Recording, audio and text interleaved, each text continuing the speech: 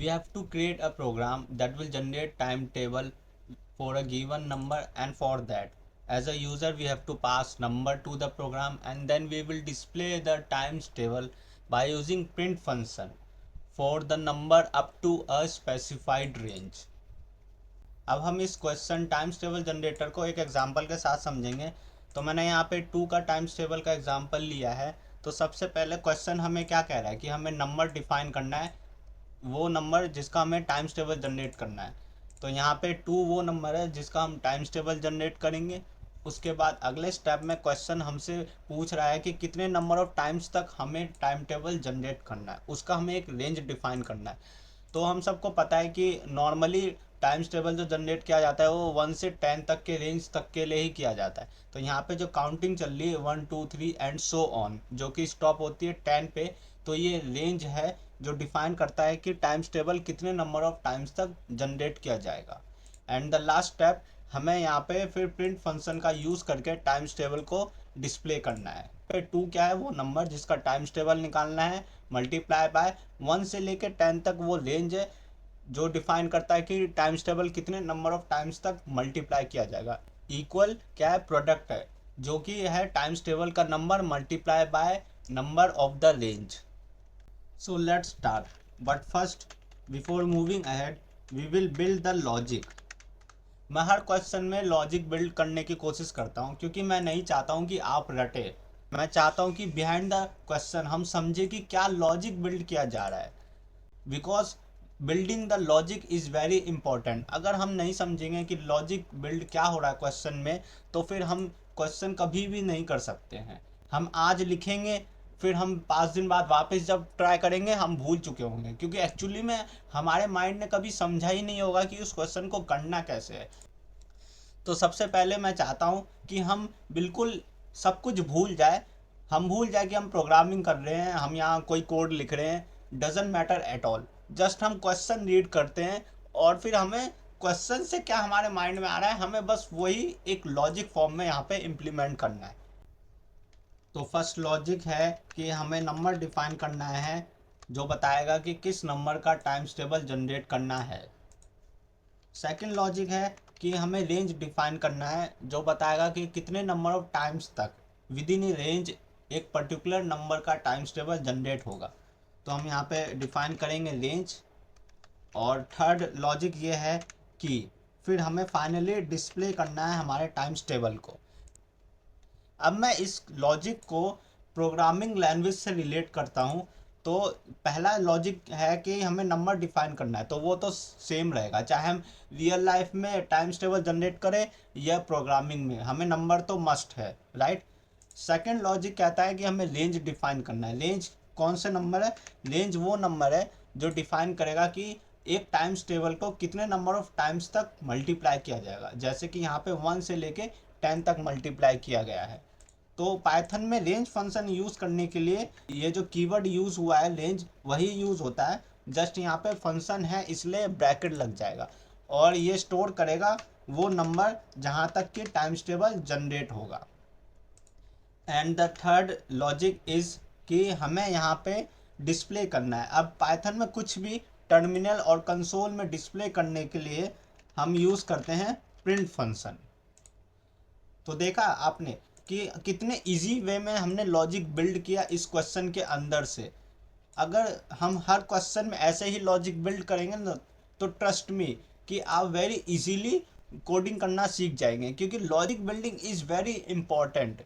अगर हम नहीं बिल्ड करेंगे तो हम नहीं कर पाएंगे। अब अगर आप कभी और क्वेश्चन करने का ट्राई करेंगे ना ये सेम क्वेश्चन, तो आपका माइंड तुरंत रिकॉल करेगा कि हाँ मैंने लास्ट टाइम लॉजिक बिल्ड किया था जहाँ मुझे पता चला था कि अगर टाइम टेबल जनरेट करना है तो सबसे पहले मेरे को नंबर पता होना चाहिए, फिर मुझे पता होना चाहिए कि टाइम्स टेबल कितने नंबर ऑफ टाइम्स तक मल्टीप्लाई होगा, यानी कि मुझे रेंज पता होना चाहिए, फिर मेरे को डिस्प्ले करना है। क्योंकि फर्स्ट स्टेप में तो नंबर डिफाइन हो गया था, सेकंड स्टेप में मैंने कैलकुलेट कर लिया था, तो third step is all about to display the times table. तो इस तरह से जब आप लॉजिक बिल्डिंग करेंगे behind the scene, then you will really able to understand that what is happening in the question।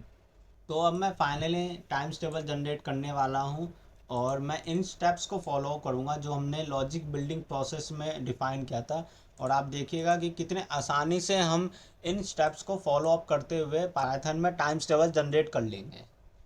तो सबसे पहला हमारा लॉजिक क्या था कि हमें नंबर डिफाइन करना है, तो मैंने यहाँ पे 2 डिफाइन कर दिया है जो बताएगा कि किस नंबर का टाइम्स टेबल जनरेट करना है। दूसरा लॉजिक क्या था कि हमें रेंज फंक्शन यूज़ करना है जो बताएगा कि टाइम्स टेबल कितने नंबर ऑफ टाइम्स तक मल्टीप्लाई होगा। मतलब कि हमें 2 का टाइम्स टेबल निकालना है तो 2 को हमें कितनी बार मल्टीप्लाई करना है, कितने नंबर ऑफ टाइम्स तक हमें टाइम टेबल जनरेट करना है 2 का। तो हमें पता है कि हम बचपन से हमेशा 1 से 10 तक ही मल्टीप्लाई करते हैं टाइम्स टेबल जनरेट करने के लिए। लेकिन अब आप सोच रहे होंगे कि मैंने फिर यहाँ रेंज फंक्शन में 11 क्यों लिखा। तो 11 मैंने यहाँ पे इसलिए लिखा है क्योंकि पाइथन में रेंज फंक्शन का रूल ये है कि वो लास्ट नंबर को हमेशा एक्सक्लूड करता है। जैसा कि यहाँ पे लिखा हुआ है, starting inclusive but the stop is exclusive. तो लास्ट नंबर क्या है हमारा 11, तो वो एक्सक्लूड हो जाएगा, वो रेंज फंक्शन काउंट नहीं करेगा, 10 तक पूरा काउंट करेगा और 10 तक हमें चाहिए, इसलिए मैंने यहाँ 11 लिखा है।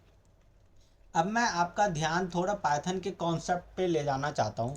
हमें पता है कि जो रेंज फंक्शन के अंदर जो नंबर्स आ रहे हैं उनको हमें जिस नंबर का हमें टाइम्स टेबल निकालना है उस नंबर से 1 बाय 1 करके मल्टीप्लाई करना है। लेकिन जैसा कि आप देख सकते हैं कि यहाँ पे जो नंबर लिखा गया है वो तो एक रेंज के अंदर लिखा गया है। जो रेंज फंक्शन के अंदर नंबर लिखे हुए हैं हम उसे एक्सपेंड कैसे करेंगे पाइथन में, ये क्वेश्चन आपके माइंड में जरूर आया होगा क्योंकि वहाँ पे तो रेंज के अंदर लिखा हुआ है, लेकिन यहाँ पे हमें दिख रहा है कि वो रेंज के अंदर यहाँ पे नंबर एक्सपेंड होके 1 बाय 1 मल्टीप्लाई हो रहा है। तो इसके लिए मैं यूज़ करूँगा पाइथन का फोर लूप।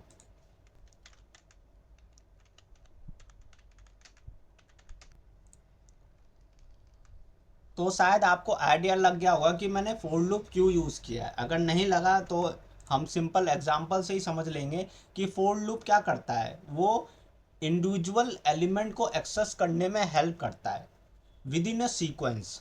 ओके, तो यहाँ पे जो नंबर आ रहा है 1 से लेकर 10 तक ये एक सीक्वेंस फॉर्म में आ रहा है और इस सीक्वेंस के नंबर को हम एक एक करके एक्सेस कर सकते हैं वेरी इजीली। तो इसलिए मैंने यहाँ पे फोर लूप यूज़ किया है along with the range function. तो इस पूरे लाइन का सिंपल सा मतलब ये है कि पहले हम रेंज फंक्शन को डिफाइन करते हैं जहाँ पे हमें बताना है कि जिस नंबर का हमें टाइम्स टेबल निकालना है वो नंबर कितने नंबर ऑफ टाइम्स तक मल्टीप्लाई होगा।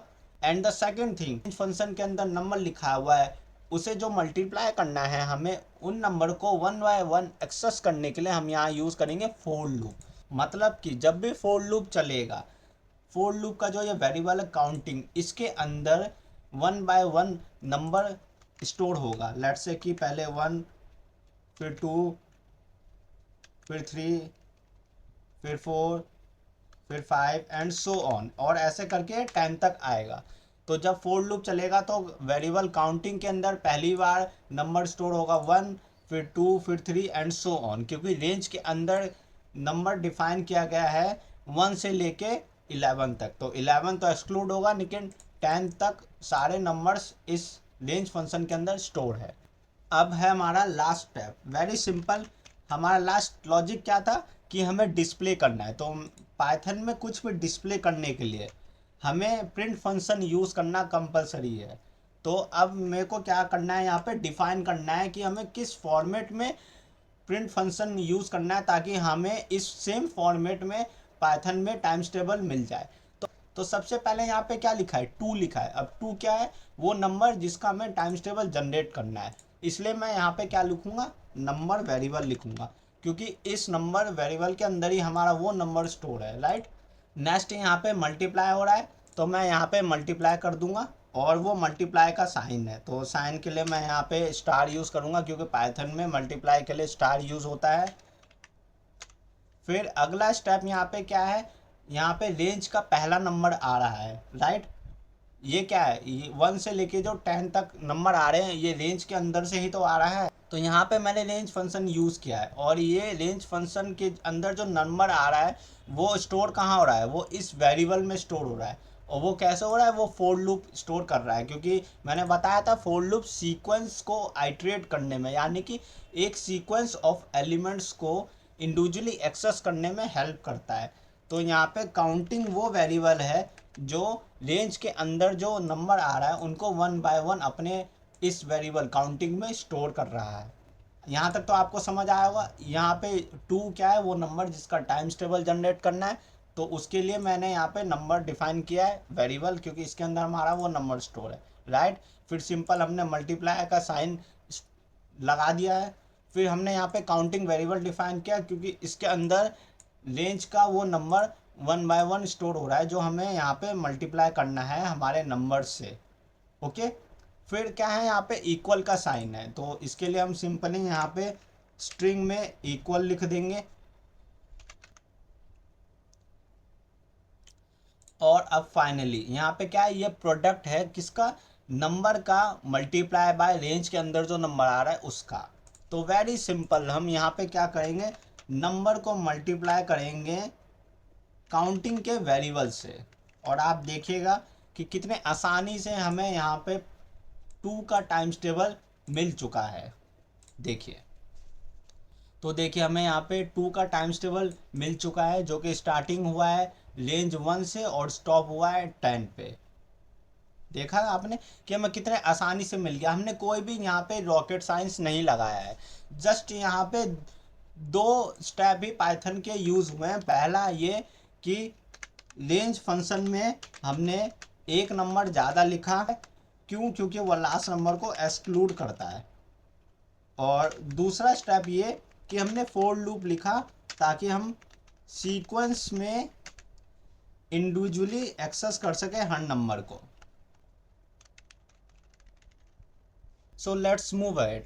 अब हमारे पास एक कंडीशन आती है यहाँ पे कि अगर हम दो से ज़्यादा नंबर्स का टेबल निकालना चाहते हैं तो फिर हम क्या करेंगे।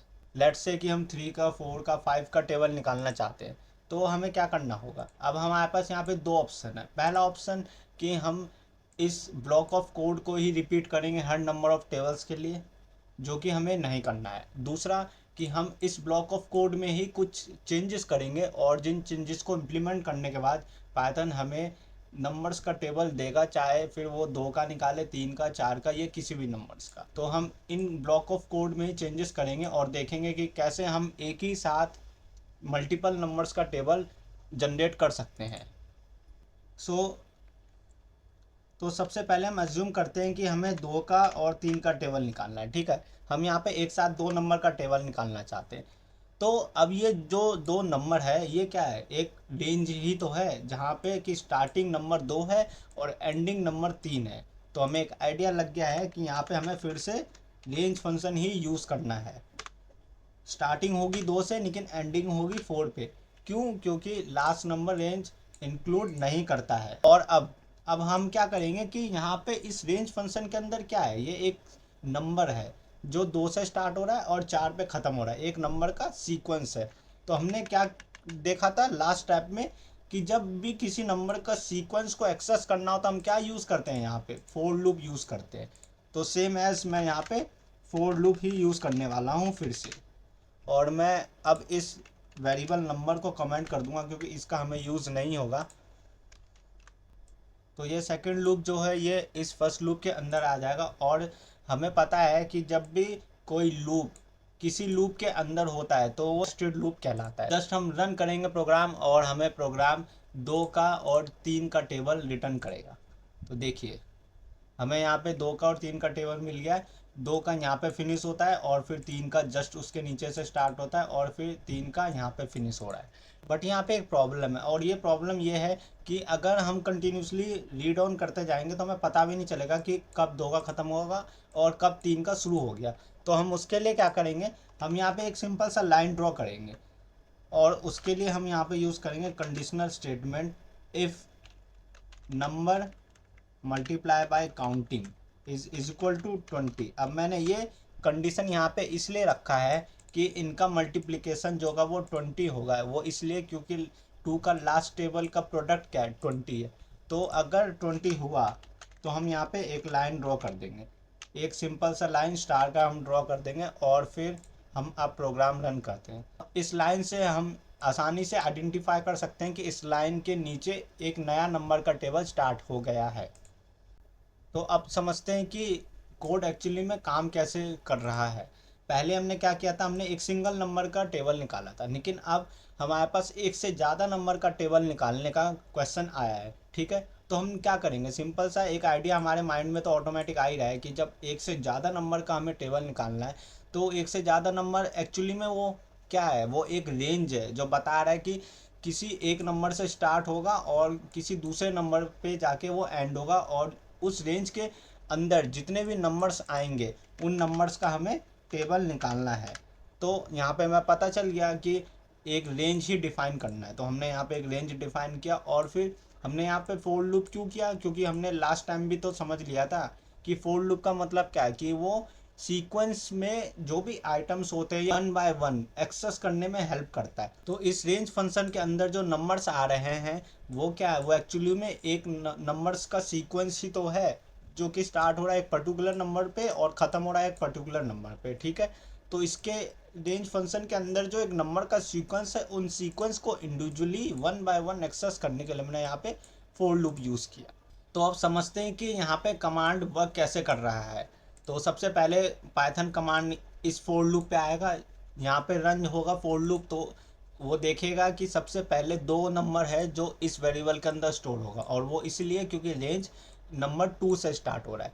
ठीक है, फिर कमांड आएगा इस फोर लूप पे, तो फिर वो यहाँ पे फिर से देखेगा कि एक रेंज फंक्शन है इस फोर लूप के साथ जो कि एक नंबर ऑफ सीक्वेंस को स्टोर कर रहा है। तो फिर यहाँ पे क्या होगा, एक एक करके वो नंबर ऑफ सीक्वेंस इस वेरिएबल काउंटिंग में स्टोर होंगे। तो सबसे पहले यहाँ पे नंबर 1 स्टोर होगा, फिर कमांड प्रिंट फंक्शन पे आएगा और इन वेरिएबल्स के अंदर नंबर रिप्लेस करेगा, और फिर वो यहाँ पे एक एक करके काउंटिंग प्रिंट करेगा। लेकिन यहाँ पे एक चेंज है, वो चेंज ये है कि जैसे पहली बार टेबल प्रिंट हो जाएगा, यानी कि 2 multiply by 1 is equal to 2 जैसे ही प्रिंट होगा, तो कमांड ऊपर जाएगा, लेकिन फिर वो दूसरा नंबर स्टोर नहीं करेगा, वो एक्चुअली में फिर कंडीशनल स्टेटमेंट पे आएगा और फिर यहाँ पे चेक करेगा कि ये कंडीशन ट्रू हो रही है नहीं, जो कि नहीं होगी, क्योंकि हमें पता है इसका प्रोडक्ट 20 होगा तभी ये प्रिंट स्टेटमेंट ट्रू होगा। तो यहाँ पे ये जो सेगमेंट है, कोड ऑफ ब्लॉक है, ये हर बार रिपीट होगा नंबर 2 के लिए, जब तक कि फोर लूप रेंज के अंदर के सभी नंबर्स को लूप नहीं कर लेता है। तो जैसे ही last time command 2 multiply by 10 is equal to 20 पे आएगा, तो फिर कमांड ये प्रिंट स्टेटमेंट के अकॉर्डिंग ये लाइन प्रिंट कर देगा, और फिर फाइनली जब कमांड इस स्टेटमेंट पे आएगा तो फिर चेक करेगा कि कंडीशन ट्रू है, और ट्रू होते ही फिर वो ये लाइन ड्रॉ कर देगा। उसके बाद फिर वापस कमांड फोर लूप पे आएगा, लेकिन वो पहले फोर लूप पे आएगा। क्यों, क्योंकि दो के साथ जितने भी नंबर्स को सीक्वेंस में आइट्रेट करना था वो तो ये फोर लूप ऑलरेडी कर चुका है, तो इसलिए कमांड फर्स्ट फोर लूप पे वापस आएगा, फिर देखेगा कि उसे अगला नंबर मिल रहा है जो कि नंबर 3 है। तो 3 के लिए भी वो सेम स्टेप्स रिपीट करेगा बार बार, और फिर फाइनली 3 का लास्ट टेबल निकलेगा, 3 multiply by 10 is equal to 30।